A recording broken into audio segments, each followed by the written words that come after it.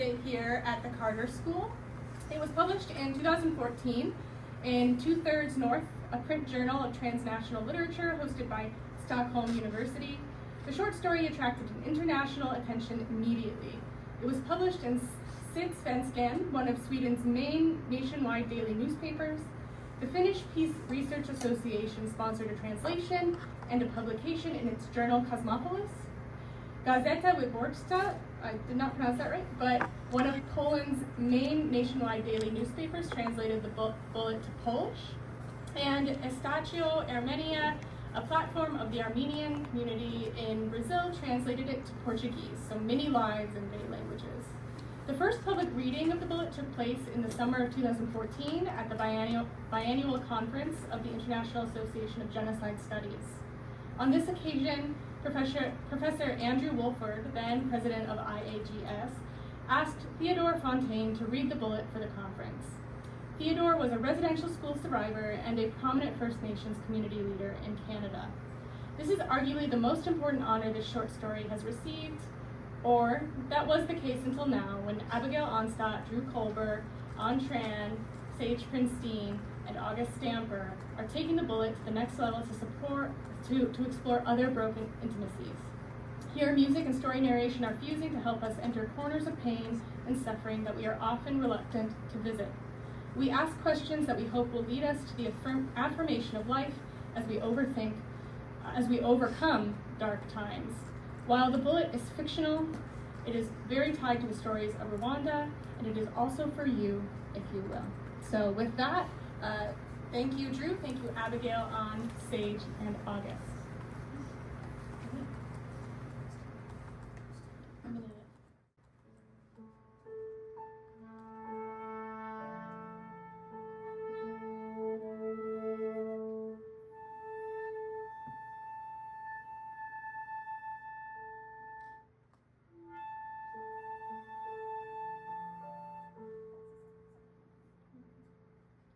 The Bullet by Rafiki Ubaldo. Father died the other day at lunchtime, shot in the head. He walked towards the militiaman and whispered something. Then he took a step back and spat in the militiaman's face and screamed something I did not hear well. The militiaman stared at him for a moment, raised his rifle, and 2 shots rang out. 2. Twice. In the head. Father fell right there in the playground. I wonder what Father said to the militiaman. Later, some old men, old like my father, went over to the militiaman and said, "Shoot us too, shoot us, please." One offered money, others begged. The militiaman stood right there, silent, in front of my father's body, observing the old men lining up one by one, begging him to shoot them. "You can have my 2 daughters tonight if you shoot me," one old man said to the militiaman. "Stupid old goose, what do you take me for?" The militiaman said nothing. The old man said, he looked down. The militiaman said, "You very well know I could sleep with them as often as I want. I don't need your permission." The old man's eyes were red. He must have been crying. His eyes were not wet, though, and I did not hear him crying. Rwandan men do not cry. Only women and children can. Another old man stood in front of the militiaman, their fat bellies almost touching each other. The old man said, "So, did Vincent say that you look like a dog, that your mother must have seen many men in her life?" The militiaman punched him. The old man fell next to my father's body. He looked up again and said, "He called you a dog, didn't he? Because you are one filthy dog." Mizeh, the militiaman leaned over and whispered, "The rules have not changed. We only use the machetes." And then he shot in the air. "There, you got your bullet, stupid old men. Are you happy now?" He laughed. "Now get out of my sight." They all left, one by one, and went back to their rooms. They closed the doors first, and then curtains. Silence fell over the whole place. Nothing living was moving. The wind stopped blowing. The playground was empty. Where did all the refugees go?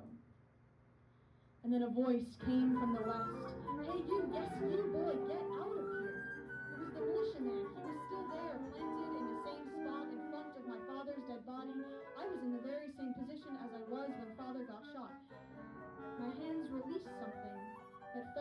ground, it hit a stone and sounded. It was the small casserole bowl containing Father's lunch. I felt like coming back to my senses. I stared at my father lie on the ground, and then at the militiaman standing there with his weapon and a sneer on his face. Frightened, I ran off. I went home and sat there. I do not know what I did. I stared at nothing. At first, tears came slowly, then I started sobbing, but I had to find Mother to tell her what happened. I wiped my tears and was ready to go out. Then I heard Mother's voice. Was the bullet for him? I said nothing. I know it was for him, wasn't it? I don't see the bag and the casserole bowl. That's how I know.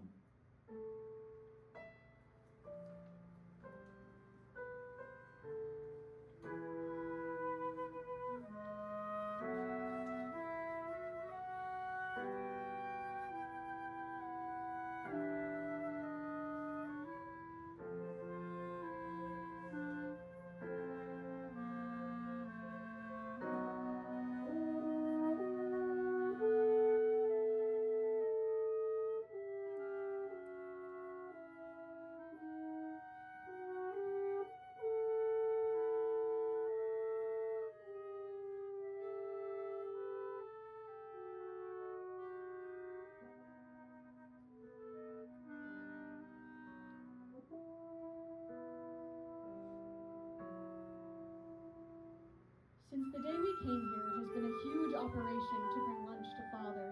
He stayed in the part of the refugee camp reserved for men. I stayed in the part reserved for women and children. We never met as a family. Fathers rarely saw their children, wives never saw their husbands, but Father needed his lunch. He had a terrible sickness in his stomach, and he always had to have a special lunch. Mother cooked it, as she always did, at home in the village, but now we were in a refugee camp. Things changed. I'd watch Mother's face while she cooked Father's lunch. She was always lost in thinking or something. I guess she wondered if and when all the pain would end. Or maybe she was thinking about the day we'd die. I'm not sure. I never asked her. I've thought about this a lot. So every lunch hour, I had to go through the big kitchen of the refugee camp. It was embarrassing. All the cooks gave me looks that seemed to tell me, you special boy with a special lunch to a special father. After all the looks, I proceeded behind what used to be a big library, walked across the huge and dusty playground, and then through the smell of damaged toilets, and all the way to the other end by the small old chapel, where Father and other men like him were housed in this refugee camp, this camp that had been, not so long ago, a school. While eating his lunch, Father and I used to talk. He was boring. He kept asking me if we'd slept well. I'd say, yes. Then he'd ask me how Mother was doing, and I'd say, she's fine. I never asked him anything. Every time I went back, Mother would ask the same kind of questions. How was your father? Did he enjoy his lunch? Did he say something about me? One day, Father said he missed being with us, the children. I miss your mother too, he said. When I told Mother, she smiled. It felt very good, that smile. It was nice. Now, as I told her what happened to Father, she listened in silence. Then she looked at me and said, now you are a man, do not cry again. She leaned over me and started to whisper, now listen to me carefully. Whatever it is that you saw, you are not going to tell your brothers and sisters. We will tell them your father was kidnapped last night and we do not know what happened to him. But Mother, I raised my voice, keep your mouth shut and listen to me. But you know it was his 50th birthday. As I prepared to take lunch to him, everybody asked me to wish him a good day. Everyone, you included. What about that? And the nice clothes you ironed and thought he should have on him to feel good on his birthday? What am I going to say? What about the small casserole bowl? Listen to me. You will say nothing. What you saw is now between you, your father, and me. I don't care what you think I am telling you. You will say nothing. What am I going to say? She paused for a moment, then looked at me. Wait here. She took the key, closed the door behind her, and left. I stayed there, determined not to cry again. When she came back, she told me that everything was taken care of. The story is over. You will not need to tell it again. Why? Mugobo, do not be stupid. You know, everyone will ask you how you know this. I stared at her. Don't you realize that everyone who gets caught by the militia prays that they are not hacked to death like a cow? People here pray for the bullet. Your father got lucky. I am happy for him, but the way he died is a curse for us. Had he disappeared like other men, we would have learned one morning that he is gone, dead, like every other man we hear about all the time. We should hear him tonight, like we hear all those others who are butchered. I almost sobbed, but I managed to be a man she told me to be. Maybe she should have told me to be a woman like her. She didn't cry.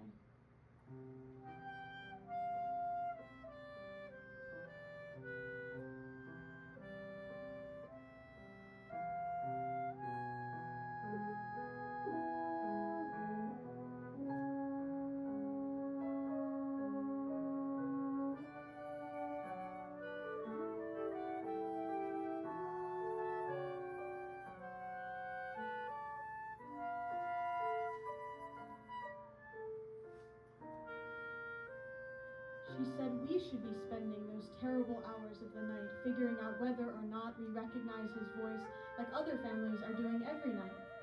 We should be like everyone else, but now everyone is going to know your father got the bullet. We'll be isolated. I don't want this whole camp to talk about us, so let's keep a lid on this story and people will understand that we know how lucky we've been.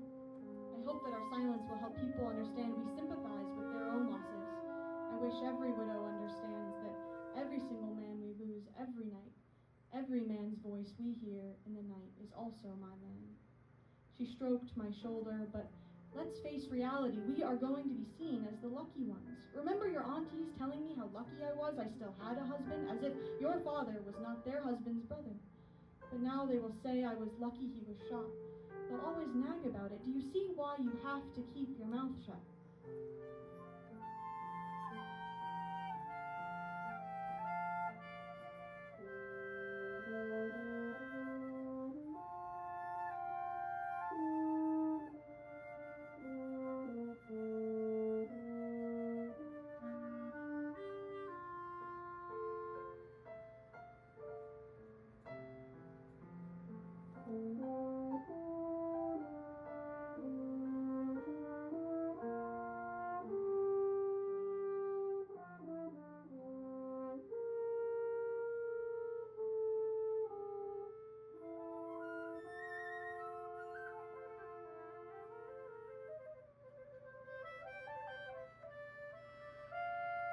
I sat there listening to her. I do not know if I was sad, I don't know for sure, but I knew that what Mother said was important for her, and I promised her to keep my mouth shut. Yes, shut. Father is dead. I will never see him again. I do not know what happened to his body, and I don't know what Mother said to my brothers and sisters. I have to wait before I can ask. But I am a man now, and Rwandan men do not cry.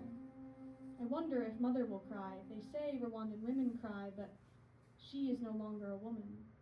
I do not know what Rwandan widows do.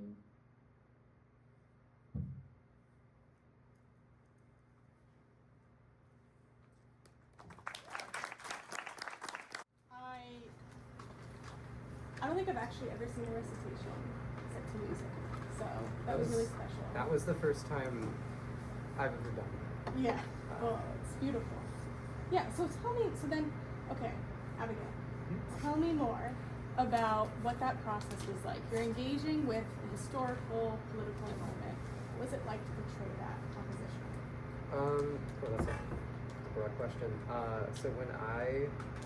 So the first thing is that, like, when you write a composition like that, it's really important to read the text, like hundreds of times. So it's like this was like a part of my life for a while. So you kind of have to take it in, and before you can even like make something compositionally based on a text like that, you have to kind of focus on a specific element. Like, this text is about the Rwandan genocide in a sense, but there's more to it. So from my perspective, I'll look at a specific emotion or a specific idea that's being felt and kind of hone in on that. rather than say, oh, well, I'm going to compositionally represent this entire political event, which is something that's not possible to do. So that's like the big thing. I used a lot of sort of, and you might have heard or noticed, there's a lot of like motifs that I was using and ideas that were recurring. The silence when Wanda Lindo cries, a big one that I made sure, because that's kind of a repetitive literary motif. But also like the use of the octave do in the piano was a big, like important bit, because it kind of represented, I guess, the bullet, which was obviously the title of the story. And so there's, it's kind of just like looking at it from above, honing in on a specific idea, and then to represent it musically, repetition is the biggest thing, and how you play with repetition, how the music grows over time. Yeah, it makes you want to kind of go back and listen again. It's yeah. Yeah. And you're at the College of Music. Yes. Yes. Yeah. You're majoring in music composition. Yes. Fantastic. We'll circle back around, but thank you. Drew, so for you doing this recitation, what has this experience helped you understand in terms of art's role in bringing to light subject matter like this? What was that like for you in engaging with that kind of subject matter? Yeah, I mean, I'm studying conflict analysis like a lot of you in undergrad, and I don't know. I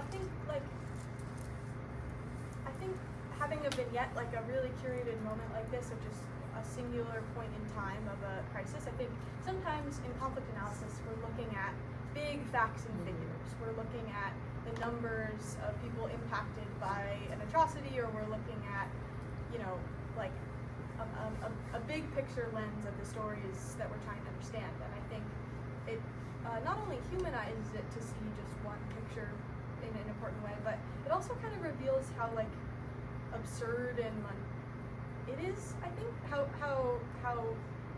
conflict happens in ordinary places, and how the dichotomy of like a church becoming a place where such horrific atrocities are happening, or like places that people think are safe becoming conflict zones, and kind of the contrast. So I'm grateful. It helped me see it in a different way. Talking to Vicky helps me see it in a different way, but then engaging with this like really specific moment of it helped me understand it in a different way. Yeah, thank you so much. As someone who focuses on music and conflict resolution and narrative, this was just it was like a masterclass for me in seeing how you all brought this about. And don't make that face, it was great. So moving on, on to stage to August. What was this experience like for you? And maybe if you could say just a little bit about what your own majors are here at George Mason.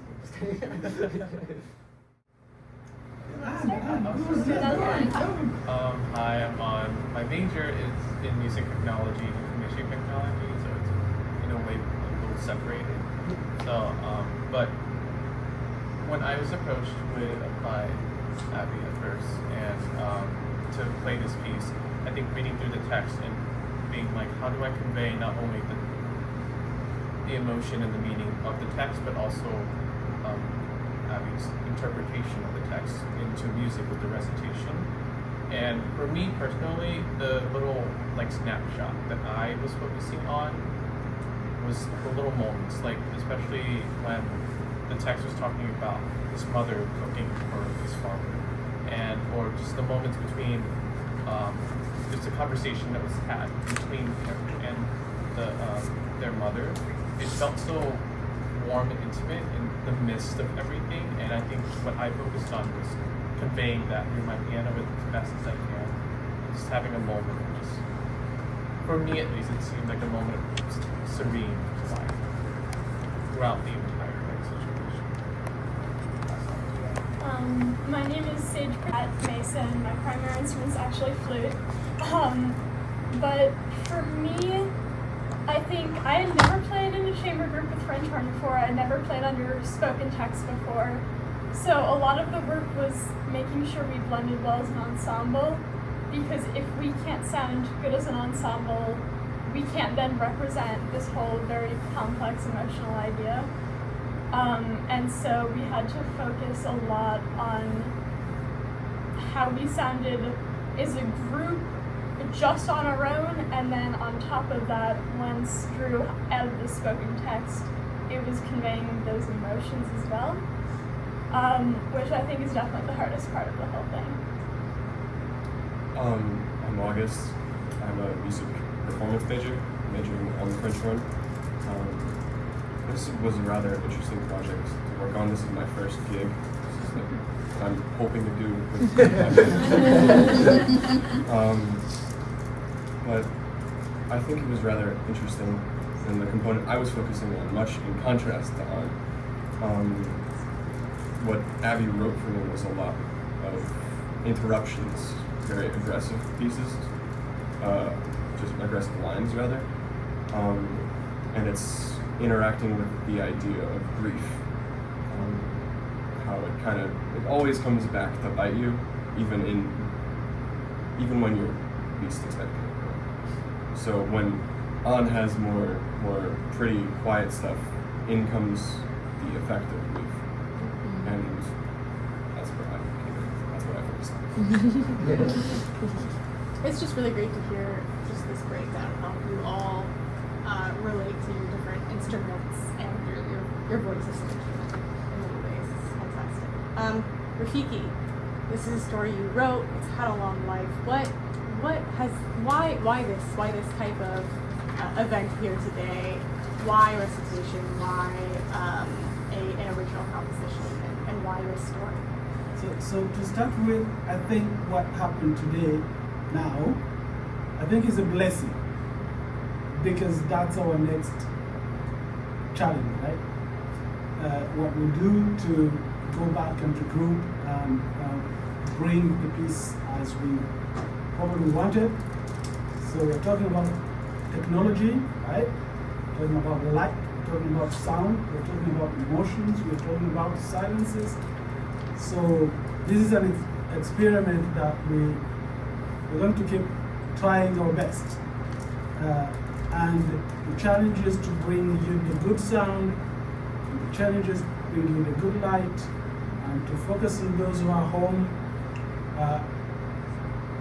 That's our next destination. So the next time we meet, whether you're home, we are having a different kind of product. And this is very important because as we know, for example, people who manage refugee camps, when crisis hit, we know nowadays that we have improved. Some technologies have improved. We can give safe water to a refugee camp as opposed to 30, 40 years ago. You can help people go to safety. Now have technologies that can lead people to the places where they can find shelter, so on and so forth. But here, we're still struggling. So this is the next frontier, really. This is a big frontier, and I'm very fortunate. We are very fortunate to be in the school that allows us to test the new frontiers and to see what we can do to alleviate the suffering of those who are suffering right now. We have that luxury to test things. And so this piece has always been that. In our rehearsals, if I may be included in the hard work that has been done now, I remember that I was pushed to talk about the identity of the story. And I remember telling you that, have you read the first one? I said, that's a ripoff of Albert Camus. Because Albert Camus says, Ma mère est morte. That's just that. The first line of that short story is a ripoff of Albert Camus. It doesn't have anything to do with Rwanda per se. But then it comes back and forth to weave in all those stories and to try to represent as many corners of the heart as you could. I know many Rwandans write about Rwanda. There has been a lot of prizes. There has been a lot of books have sold, and I'm very much proud of that. I know many Africans are writing. I know many Africans have gone back home to write in our mother tongues, thanks to the Ngugi wa Thiong'o, for example. I'm drawing a lot from going back home and abandoning English and writing in Kiswahili only. That is my way of cooking many small stories into one, as to say, it's no longer me. It's not about me. It's about the people's voices that have to be heard. So that is more or less the job here. The job is not about how you could be a good writer, or how you could be a good narrator, or how you. I'm really proud of you today because you pulled it off. And I didn't say anything during the rehearsals, but I got you. So everyone, of course, but you had the toughest. So long story short, it's not about me, the writer, it's not about you, it's not about you. It's of course about us, but it's always about the people that we will never hear. So if we can do that job of representing the voiceless, then we can tilt, towards peace, because that's what we're talking about. That's the question we always ask when we go to conferences. Our name was so and so for long ago, but now we added peace. Yeah. So that's the key. And so we are breaking new frontiers here. Otherwise, you heard this is a story that has been around. It's starting to sound like an old beer, but we are always testing. There's new material coming. We are going to keep testing the sound. We are going to keep testing the voice. We are going to keep testing the grief. We are going to come to you and bring technologies and we are going to keep enjoying creativity, because in the midst of all this, there is one of us who is not ashamed of enjoying the piano. That's really the beauty of creativity in this quest for peace. In all the margins, there is those corners, right? There is one tiny little corner that it sounds selfish maybe, but it's okay. Because when we have a tough time, you're the one who will bring us to regroup. And I love how you're saying, I never played this before, and now we did it. So long story short. I like it.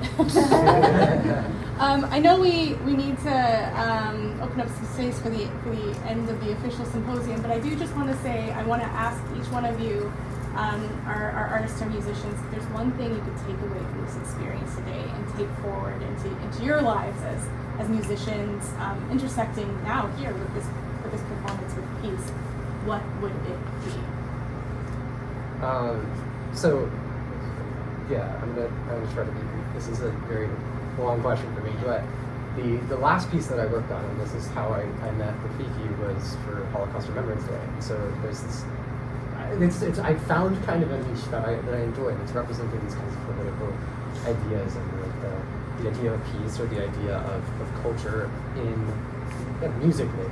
And so I guess the thing that I've taken away the most from this has been, I don't know how to say this quickly, but being more deliberate about what I choose when I write. Is it yesterday or the day before when you asked me why did you choose the instruments you chose? And I initially was well, I have no clue. I just clicked buttons because I knew people, and then I realized, well, no, I actually did know exactly why I did it, but it's something that was so ingrained. And now that I've realized, I chose the French horn to have that quality, the more sort of interrupting quality. It's amidst the woodwinds and the piano. That was intentional.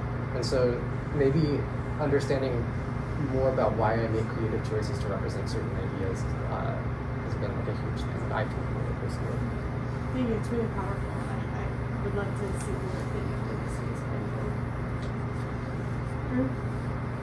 Grateful to learn from all of them. I don't know. I miss creativity in this way. I think I get reading a lot of research papers, which are great, but this is a beautiful. You get to understand it in a different way and to see it through Abby's eyes is important to me too. So I'm grateful to be part of it. Thank you. I would say I was ever really like a performer, like even though I performed, but not really a performer. That's not my thing.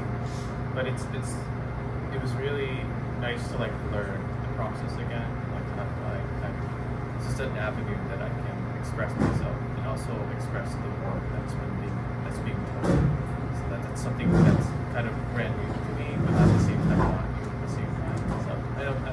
It's just new feeling that I have. I just want to also add for On's sake. On was a very like we had someone drop. I'm not gonna go into too many details. And so On was like rescued us from like this maybe not happening. So yeah, you're an amazing performer. You're an amazing. I would never have guessed that you were. Yeah, you're a very very good performer. Since I haven't performed on clarinet much, I had never gotten to push it to the bounds of the instrument. And with this piece, clarinet has a lot of like very high, gentle like suspensions and resolutions, and then also some very, very intense stuff. So I liked pushing the clarinet to the like extremities that I can get out of the instrument, and I want to work more on pushing that further.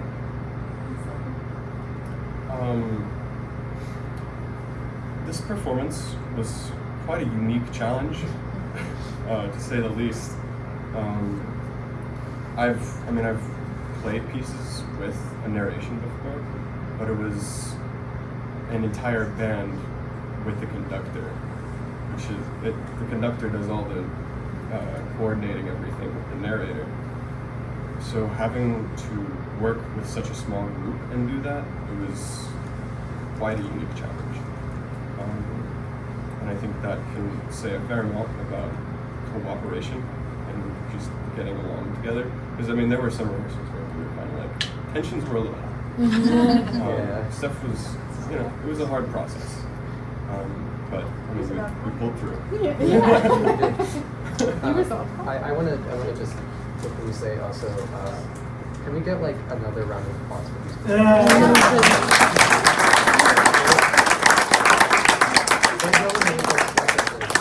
Drew, and the perform. You guys made this what this is. Like seriously, I wrote it on paper, and then hearing it portrayed like that, like it's so magical. It like I could not have ever done this without this. So thank you.